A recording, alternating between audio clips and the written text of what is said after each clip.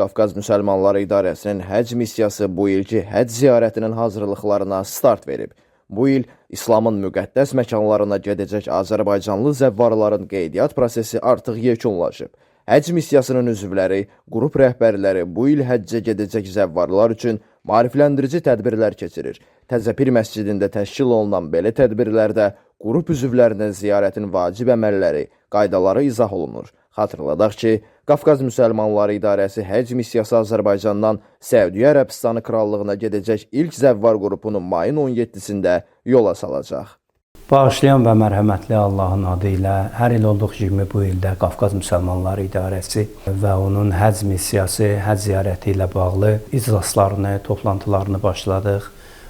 Demək olar ki, bu il Qafqaz Müsəlmanları İdarəsindən yenə bəlli sayda hacılarımız Allah qismət edərsə, may ayının 17-sindən uçuşlar başlayır və bu barədə biz bugünkü iclasımızda hacılarımızdan bəzi məlumatları, tövsiyələrimizi Qafqaz Müsəlmanları İdarəsinin tövsiyələrini onlara çatdırdıq.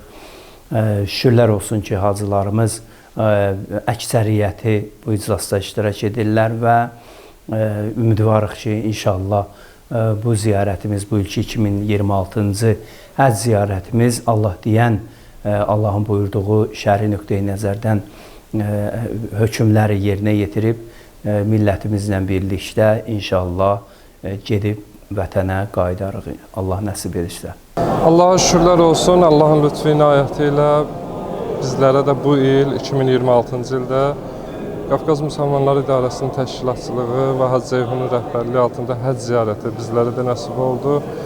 Bu çox həyəcanlı səfərdir. Mən özüm dəfələrlə ümrə ziyarətində olmağıma baxmayaraq, həcc səfərində birinci dəfədə oluram. İnşallah ümid edirəm, Allah bu ziyarətimizi ali dərəcədə qəbul eləsin. Allah Taala bütün arzusunda olanlara həcc ziyarətini nəsib eləsin inşallah. Hamıya qismət olsun, çox gözəl hissdir, hamına nəsib edirəm. Ömrəyə getmişəm, birinci dəfədir həccə gedirəm. Bunu Allah mənə nəsib etməyi, hamına nəsib etsin. Çox bir gözəl hissdir.